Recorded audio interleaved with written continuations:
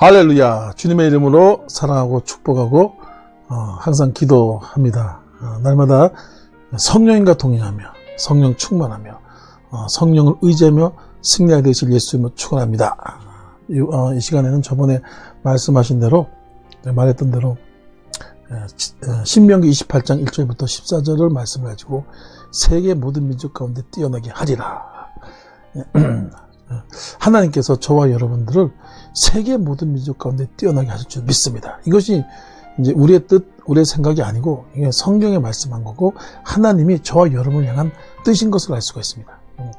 한국이 지금 세계적으로 어마어마하게 쓰임받고 있는 것은 복음을 증거하고 모든 족속으로 제자를 삼아야 될 하나님의 절대절명의 엄청난 사명, 구속적 사명이 있기 때문에 복음을 가진 이 나라가 하나님께서 축복을 받았을 때 전 세계에 영향력 있게 복음을 증거하기 때문에 그렇습니다. 그래서 하나님은 예수 그리스도를 믿고 복음을 가지고 복음을 증거하는 사람은 세계 모든 민족 가운데 뛰어나게 원해요. 그래야지만 하나님도 높이를 받고 영광을 받고 영화롭게 되고 또 주 예수 그리스도의 십자가 보면 너는 크게 자유를 외쳐라. 예수님의 자유, 눌림과 억압과 고통과 괴로움 속에 사는 수많은 영혼들, 무슬림 또 힌두인 또 정령 숭배에서 사는 어마어마한 무신론자들의 그 눌림과 고통과 괴로움에서 가서 자유를 외쳐라. 주 예수 그리스도의 십자가를 전파하라. 이것이 자유가 임합니다. 십자가를 전파하면. 그래서 하나님이 우리를 높여주길 원하는 것이에요. 그래서 신명기 28장 1절부터 10절 말씀에 내가 내 하나님 말씀에 순종하면 내 하나님께서 너를 세계 모든 민족은 뛰어나게 하리라. 내가 들어가도 보호받고 나가도 보호받고 내 물수행과 짐승에게 소와 양식에 보호받고 내 광주라 떡반죽꿀을 보호받고 내가 들어가도 보호받고 나가도 보호받게 되리라. 한마디로 여기 영혼 육의 축복을 얘기합니다. 물질적인 축복만 얘기하는 것이 아니에요.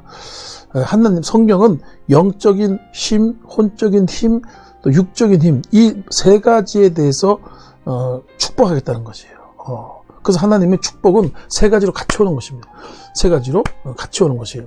그래서 우리가 어느 곳에 가든지 머리가 되지 꼬리가 되지 않고 위에만 있고 아래에 있지 않게 하고 이것은 하나님이 높여주고 세워주고 하나님의 영광을 받기 위해서 그렇다는 것을 알게 되실 예수님으로 축원합니다. 그래서 하나님 얘기한 것이 뭡니까? 내가 내 하나님 말씀에 순종하면 순종인 것이죠.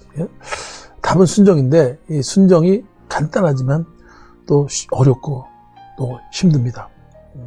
단순히 율법적인 또 교훈적인 순종도 순종이지만 그것이 아니라 이제 하나님 뜻에 순종하고 또 하나님께 기도하다 보면 하나님께서 그때그때 가르쳐주는 게 있어요. 실질적으로 가르쳐주는 거 있습니다. 그래서 어떤 부분에 대해서 참 하나님께 간구하고 기도하면 성령의 음성을 듣는 거예요. 이건 이렇게 하고 저건 저렇게 하고 이 나라로 가고 또 저 나라로 가고 누구를 만나고 이런 감동이 있습니다. 이게 이제 이 순종을 얘기하겠죠. 그래서 여러분 모든 걸 맡기고 기도할 때 하나님의 감동, 하나님의 마음이 옵니다. 나는 그 일을 하기 원한다. 어느 나라 가기 원한다. 누구를 만나기 원한다. 이번에는 어떻게 하기 원한다. 이런 것들이 넌 내게 부르짖으라 내게 응답하였고 알지 못한 기이한 비밀을 보겠다. 하나님의 그런 그 기이한 지식들, 지혜들이 그 사람을 임할 때 순종하는 것입니다. 인간적인 여러 가지 부분의 제도나 이런 여러 가지 부분에서도 물론 우리는 순종하죠. 순종하는데 그것만을 얘기하는 것이 아니고 하나님께서 특별히 이제 지혜를 주는 거예요. 감동을 주는 것입니다. 말씀을 주는 것이에요. 그래서 그건 기도하는 사람만 알아요. 하나님을 경외하고 의지하는 내 길을 야곱께 맡기라 그를 의지하시면 그가 이르시고 내 일을 빛같이 내뜨시면 내 공의를 정오의 빛같이 하신다. 내 정오의 빛같이 그런 것들을 이루시는 것은 하나님의 뜻에 순종했기 때문에 그래요. 순종했기 때문에. 그래서 이제 기도하는 사람들 하나님과 동행하고 하나님 의지하고 이렇게 되면 하나님이 그때그때 따라서 우리의 필요에 대해서 말씀하고 문제에 대해서 해결책을 말씀하시고 감동을 주고 은혜를 주는 것이에요. 이게 실질적인 순종입니다. 물론 일반적인 순종도 하긴 해야 되죠. 그거는 뭐 인간으로서는 해야 될 그런 마땅한 그런 삶의 자세고 규범이고 도덕이기도 하니까 그러면서 우리가 기도하고 하나님을 경외하고 예배드리고 하다 보면 하나님이 주는 감동과 마음이 있습니다. 그래서 하나님이 축복을 주시기 위해서는 어떤 지혜를 주고 다양한 것들을 주는 모습이 있습니다. 아브라함이 하나님께서 엄청나게 굶기죠. 기근을 들게 합니다. 가나안 땅에 엄청난 기근이 일어나요.